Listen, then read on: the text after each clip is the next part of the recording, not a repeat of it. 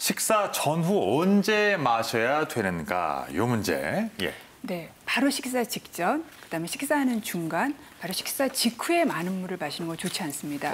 우리가 밥과 같은 고용으로 된 음식을 드시면요, 위 안에서 한 1시간에서 2시간 정도 머물다가 소장으로 내려갑니다. 네. 이렇게 음식물이 많이 들어있는 상태에서 다량의 물, 컵 단위로 몇 컵씩 드시게 되면은요, 우리가 뭐 매운 음식이나 짠 거 드시면 그런 일이 흔히 있죠. 그럼 나중에 한번 물배가 차면서 굉장히 소화불량 증상이 생기잖아요.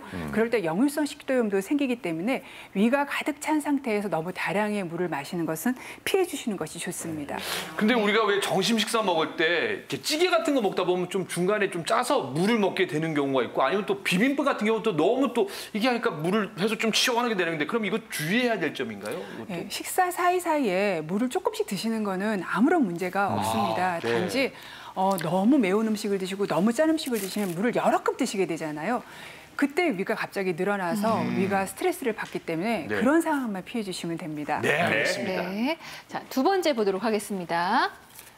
운동 전후 언제 마실까? 다 마셔야 될까요? 계속 마셔야 될 것 같아요.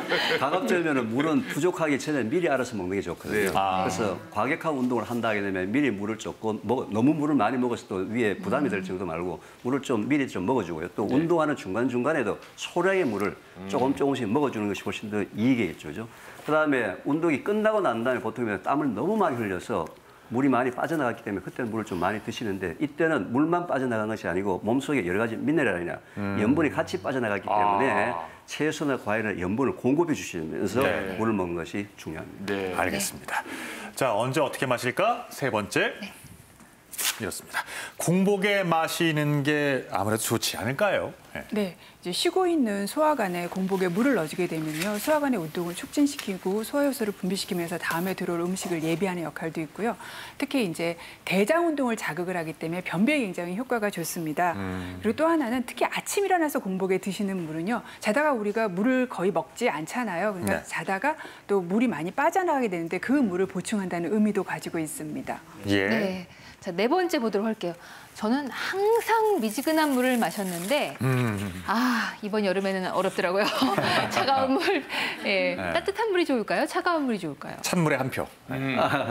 역시 뭐 요즘 여름철에 누가 어떤 사람이 대답하더라도 찬물에 한 표가 가겠죠. 시원하고 좋죠. 네, 시원하고 좋죠. 근데 이제 문제는 그게 시원한 것이 상습화가 되었을 때, 습관이 되었을 때, 겨울에 추울 때도 몸이 부들부들 떨리면서 시원한 물 마시는 것이 습관이 됐을 때 심각한 문제가 생기는 거예요. 그래서 물의 온도는 몸에 가장 좋은 물의 온도는 항상 체온과 비슷한 물.